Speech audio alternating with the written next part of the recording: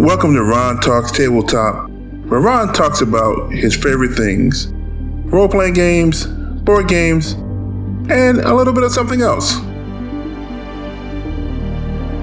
So sit back, relax, and listen.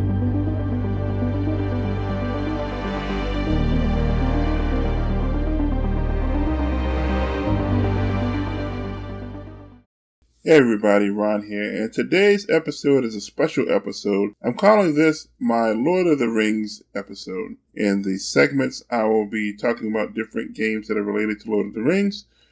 In the RPG corner, I will be reviewing the One Ring RPG 2nd Edition. In the board game highlight, I will be reviewing War of the Ring, the card game. And in the Lagniappe, I will be discussing my top 10 Lord of the Rings characters because I love Lord of the Rings so much. I hope you folks enjoy. On to the show.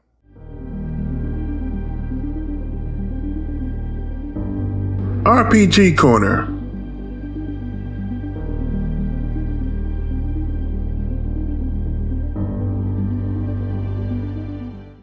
In the One Ring, you'll be playing peoples of the West. Elves, dwarves, hobbits, Bjornings, and others as you explore into Eriador during the Third Age between the period of The Hobbit and Lord of the Rings, in a largely sandbox setting because there is not a whole lot clearly defined about Eriador during this setting, and I really like that. The game can be played with as few as 2 people, which is 1 player plus 1 lore master, or 1 person by themselves, which I'll talk about in another video, as with as many as 6 players or more. The book gives a basic short timeline from the events of The Hobbit all the way to the events of the beginning of this campaign, which starts approximately 30 to 35 years before the events of Lord of the Rings. So that's pretty nice. I really like the art in the book, and I'll be showing various pieces of art throughout this video, but this is basically what the game is all about. Now let's dig into the mechanics. So the game has some special dice. It has a D12 that is called the feat die, which is numbered from 1 to 10, and it has a special symbol, an Eye of Sauron, and a Gandalf symbol.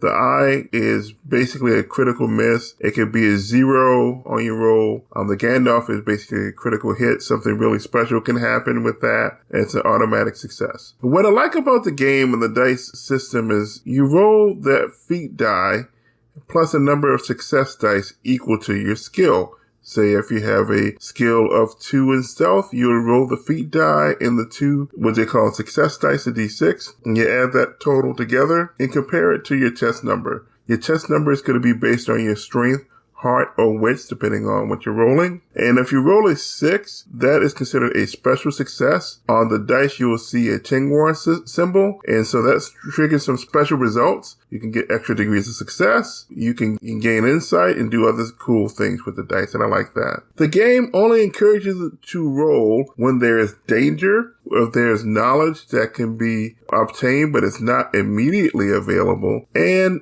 if you're seeking to influence 1 or more uncooperative NPCs.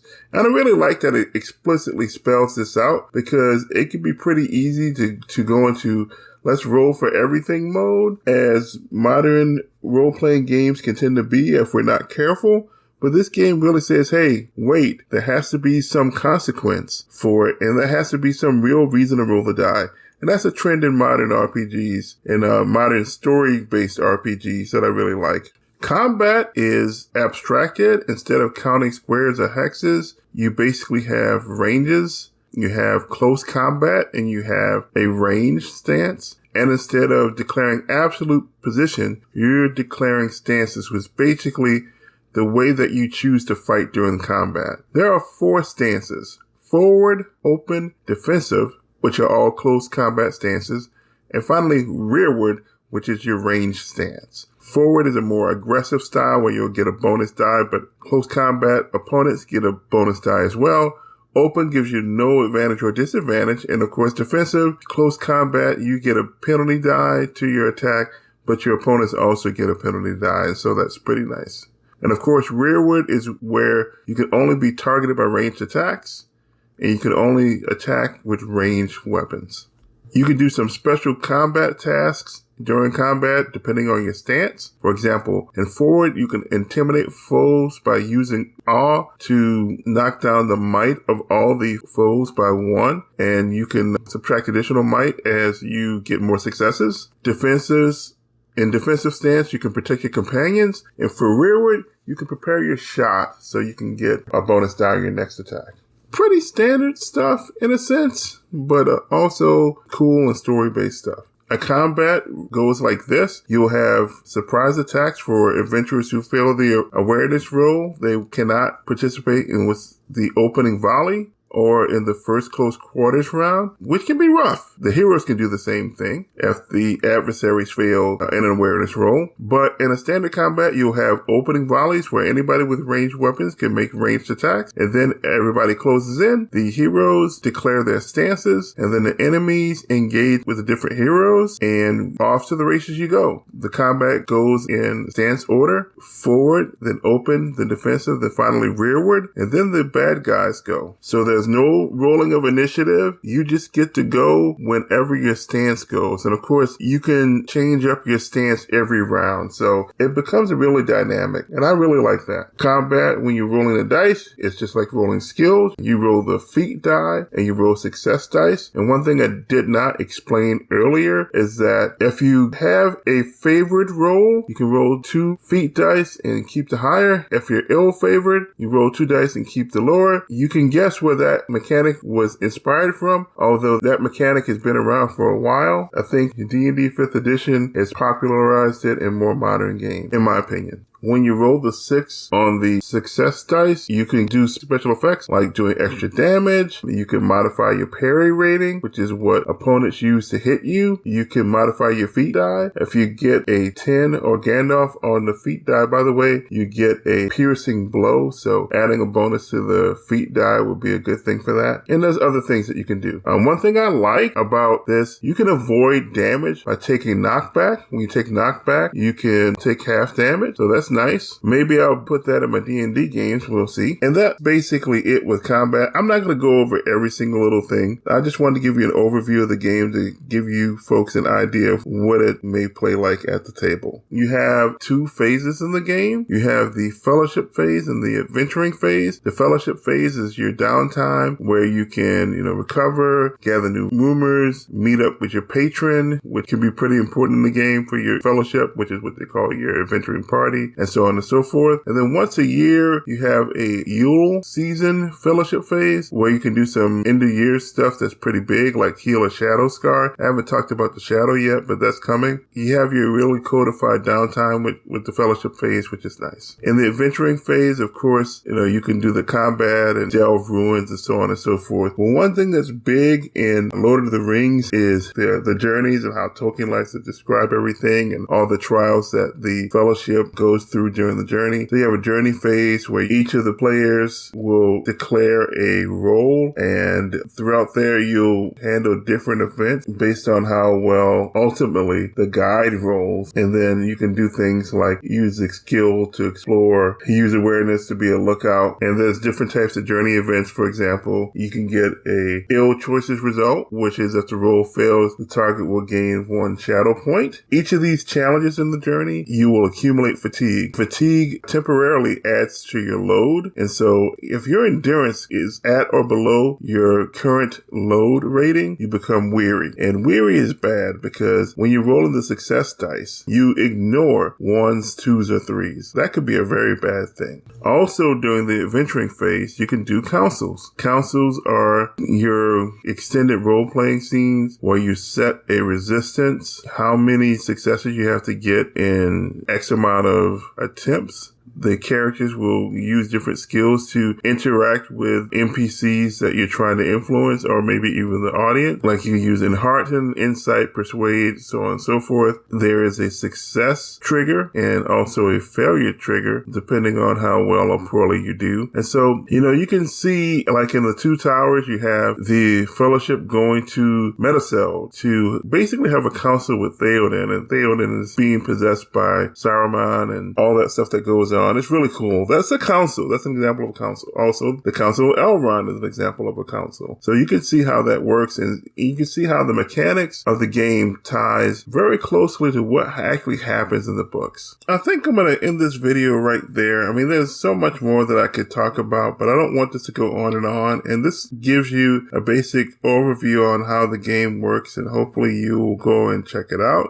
Of course, there's the core book. There's also the starter set, which is set in the Shire and mostly has Hobbit pre-gens, so it's a little bit more lighthearted. Either way you go, you'll have a great time.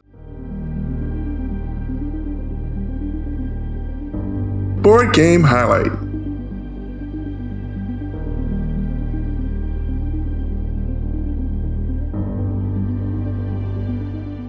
In War of the Ring, the card game, 2 to 4 players will be playing as the Free Peoples versus the Shadow, trying to determine the ultimate fate of Middle-earth. Both the Free Peoples and the Shadows will try to earn victory points through winning battlegrounds and paths along the way on the path to Mount Doom. The Free Peoples are just trying to win the paths. The Shadows are trying to corrupt the Ring Bearer and earn victory points via corruption. So in this game, each faction will have a deck of cards. There's 4 main factions in this game. For the Shadow, you have Mordor, and then Isengard, Monstrosities, and Southrons consists of the other faction. And then for the Free Peoples, the Dunedain and Elves are one faction, and then the Rohan, Wizard, Hobbit, and Dwarf peoples are in the other faction. So it's a 2 versus 2 game mainly. In a 2-person game, you're just going to combine both Free People's decks and both Shadows decks and play a duel. In a 3-person game, you're going to combine the Free People's decks and play as a single Free People's character, while the Shadow will keep their 2-player option. There's 9 rounds in the trilogy scenario, which is the base scenario to play. In each round, either the Free Peoples or the Shadows will select a random battleground that favors them, and they will also select a path randomly from the numbered paths. There are 27 paths, numbered 1 through 9, 3 of each number 1 through 9, and so you randomly shuffle those and pick one. And you'll be playing cards to the battlegrounds, or playing cards to the path, or playing them for the effect in the case of events. Some characters have items, so you equip those items and they will add bonuses to them. Usually when you're playing a card, you're also cycling a card, which is putting it in a face-down discard pile. And so when you're out of your deck of cards, you got to shuffle the cycle pile and recycle them. So that's a neat little thing. And you can always look at your cycle pile. So even though it's face down, you can know what's in it, but no one else can, including your partner. And that's one thing that I find really interesting about this game is the teamwork that's involved. Sitting across from each other, you're allowed to communicate, although you can't communicate what specific cards that you have. And so there's a great back and forth with that, and that's something about it that I truly love. But let me continue. So after the action step here, where you're playing your cards to the battleground, you're playing to the path, or you're playing it in your reserve, or you're playing it for effect, then you're going to resolve the battles in the path. For the battles, you have the shield icons and the sword icons, and depending on which side you are, you're going to count up your shields versus your swords, and the shields are like the defense. Defenders win ties in this case. Once you resolve that, the winner will put that battleground in their victory pile. Typically, the attacker is going to eliminate their cards, basically take them out of the game. And the defenders will lose most of their cards too, but sometimes they'll be able to save them. And so, in a similar sense, you'll be doing that with path combat as well, except instead of swords and shields, the Free Peoples are always the defense, and they have these special shields for the path, whereas the Shadow players have skulls. So you compare the skulls versus the shields, defender wins ties, and the path goes to them. Except, instead of, for the Shadow, if the Shadow wins, instead of looking at the value for the victory points on the path, what they're going to do is they're going to subtract the number of skulls from the number of path shields, and that's how many victory points you're actually going to get for that path. And that's basically how the game goes. The game will go from round to round, alternating between Free Peoples and Shadows. And then, since in a trilogy scenario there are 9 rounds, what that means is that the Free Peoples are ultimately going to get 5 rounds where they're favoring, and then Shadow will get 4 rounds. But the thing is that the game still is skewed towards the shadow, I believe, as far as like a direct assault. I think you have to play a more clever tactical game with the Free Peoples because it's supposed to be that way. It's that way in the stories, you know. The Free Peoples have to make wise decisions, very tactical decisions. The Shadow can just rush you with the sheer force of numbers. And I really like that about the game. It reminds me a lot of War of the Ring, the card game in that sense. But here's the thing. Of the two games that I would get on the table, I'm willing to bet that I'm going to get War of the Ring, the card game, on the table more often simply because, number one, it's a little bit shorter. The 4-player game is going to take about 2.5 to 3 hours, which is shorter than the board game. And then setup and breakdown is a lot faster and easier to deal with because you're just dealing with card decks. And so I think that game's going to be played more than the board game. And even then, there's other scenarios that make the game shorter. So I gave both of these games a 10 on the Board Game Geek list. Now, which of the two games that I would favor? I would favor War of the Ring, the board game, over the card game. But I just wanted to give you an overview about War of the Ring, the card game. It's an excellent game. It's one of my favorite games, and I hope you folks get a chance to go and play it.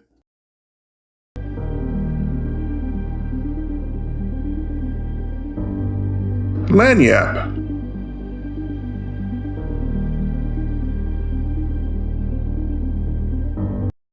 Hey everybody, Ron here, and in this episode of the Lagniappe, I'm going to talk about my top 10 Lord of the Rings characters. As you folks know, I'm a huge fan of Lord of the Rings. I will not call myself a scholar by any stretch of the imagination, and I have a great affection for the movies as well as the books. So, like, as far as I'm concerned, they're both on equal footing. That might sound like heresy, I know, but they're different mediums, and I like what I like. You know, this is just one man's opinion, so here we go. Number 10 is Éomer. Éomer, the Rohirrim captain, I look at him as one of the right-hand men of Theoden.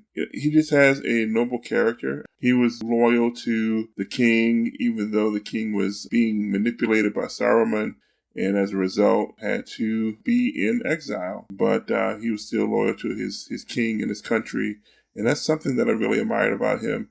And plus, you know, I like the look of Karl Urban as Éomer in the movies. Not sure if that was the accurate representation of what he would look like in the books, but I really like that visual representation of him. I like his portrayal and his interaction with his sister Éowyn in the movie. So that's my number 10. Number 9 is Faramir. And really, number 10 and number 9, those guys they have a lot of similarities, you know, being loyal to their countries, even though their kings are manipulated and compromised. Both Theoden was compromised, at least for a time, and Denethor was compromised until the end. But Faramir showed his noble character. In the books, he didn't want to touch the One Ring with a 10-foot pole. Now, I'm not exactly a fan of the way Faramir was portrayed in the movies, but I understand the decisions that they made for dramatic effect because you need drama, you need conflict in movies, and quite frankly, the books, they don't need that at certain times. So I get what they're doing, but still I prefer the portrayal of Faramir in the books. Like Éomer was the ruler of Rohan as Aragorn became officially crowned king. Faramir was the ruler of Ithilien, the last ruling steward. So basically you had Faramir kind of ruling as much of Gondor as he could because Aragorn traveled at the end of the Third Age and the beginning of the Fourth Age to reestablish the United Kingdom. And so Faramir was the steward that took care of Gondor, and Éomer took care of Rohan. So in a lot of ways, they're one of the same. Not one of the same, but you know what I'm saying. They serve similar roles in different parts. So that's my number 9, Faramir. My number 8 is Barry, Meriadoc Brandybuck. I don't remember how he's portrayed in the books, but, you know, I really loved how they portrayed Merry in the movies. Dominic Monaghan did a fantastic job. And just really showing the courage and resiliency of hobbits as he accompanied Éowyn, and those two characters together played a part in taking down the Witch King of Angmar, which is a pretty epic scene in the book. and a pretty epic scene in the movie. In the movies, they portray Merry as, having a big brother type of role to Pippin and really kind of the other hobbits too, but I don't know how I feel about the introduction of the character. I understand that they're trying to condense the introduction of the characters because the movies and books, they pace differently. The way that I understand Merry, it just seemed like it was a little irresponsible the way that they introduced Merry. Pippin, I can totally see, but Merry, I'm not necessarily sure. But anyway, overall, I like the portrayal of Meriadoc in the movie, and of course, I like his portrayal in the books, although I don't think he really factors as much as he does in the movie. That is my number 8, Merry. My number 7 is Elrond. Elrond was introduced in The Hobbit, and of course, he has a role in Lord of the Rings, although it's a minor role.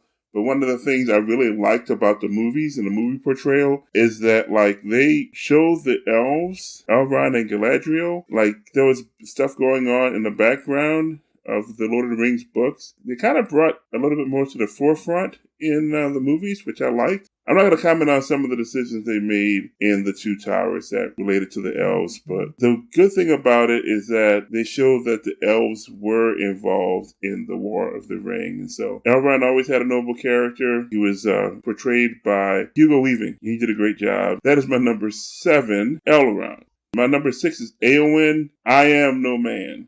Both the book version and the movie version of Éowyn is just fantastic. I have a crush, and I continue to have a crush on Miranda Otto. Even though, the Lord of the Rings is basically a boys' club, there were still important, prominent women that played key roles in the victory, and Éowyn was definitely tops on my list for that. That is my number 6, Éowyn. My number 5 is another female, Galadriel. Now, she doesn't play as direct of a role in the events of the storytelling of The Lord of the Rings, but of course the elves play important roles in the background. They had their own battles to fight. Galadriel is so ethereal and amazing, and she's spoiler alert, she's my favorite female character in all of the Legendarium. There's a reason why. Of course, it doesn't hurt that you get Cate Blanchett to play Galadriel in the Lord of the Rings movies and the Hobbit movies. Someday I hope that she does at least some narration work in the Rings of Power. I know there's some animated that'll be coming up here, and I would love to at least hear her reprise her roles over time as Galadriel, because I just love her so much in that role. That's number 5, Galadriel.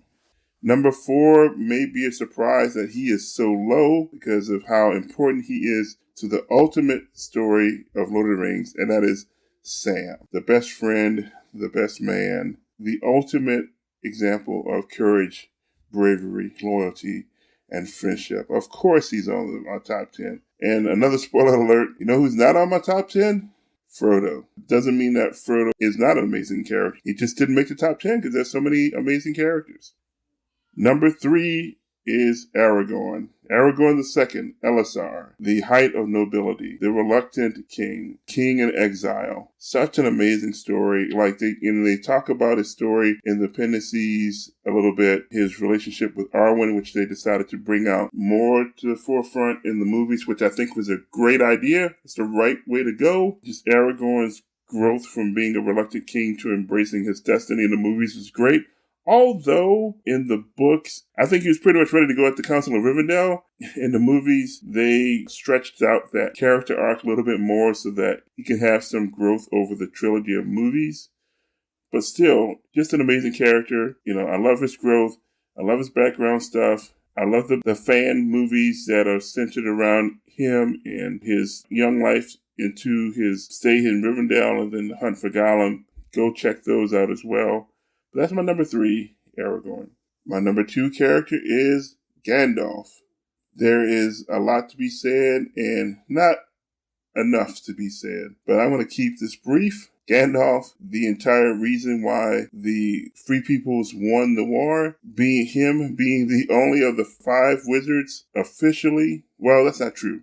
So Gandalf was the most prominent wizard that stayed true to the cause. Saruman, of course, was corrupted, and then Radagast was distracted.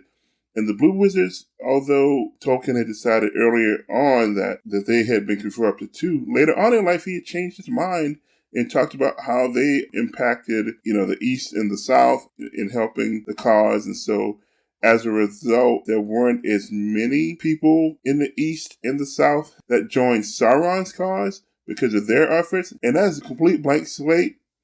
Amazon, that's a blank slate. Please do something with the Blue Wizards. Anyway, I'm talking about Gandalf here. Gandalf, his times at being whimsical, times being very sober and serious and brooding. His insults of Pippin tickle me to no end because, Pippin can be annoying, but Pippin has his moments too. He's not in this top 10, but that's okay. But anyway, that is my number 2, Gandalf.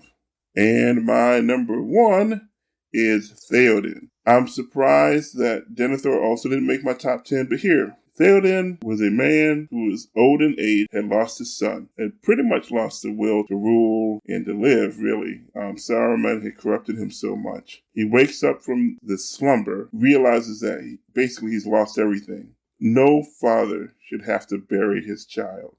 What a great line from the movies. Looking at Middle-earth, seeing, this is the doom of our time. It's coming. I don't have a future. My family doesn't have a future. The world may not have a future. What do I do? And he stands up and he fights.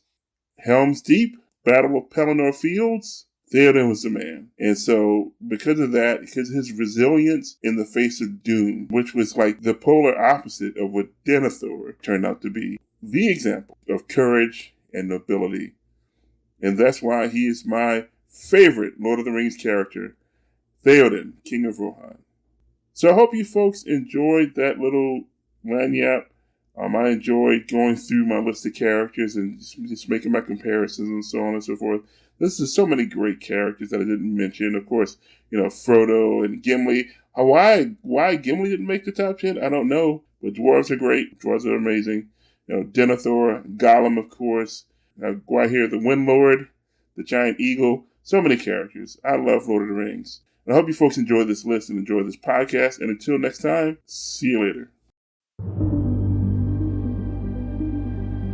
Thank you for listening to the Ron Talks Tabletop Podcast. All music is by Scott Buckley and is used under a Creative Commons license. Find me on Instagram and Facebook at Ron Talks Tabletop, on Twitter at Ron Talks TBTop, and on YouTube at Ron Frazier. And until next time, safe travels, my friends.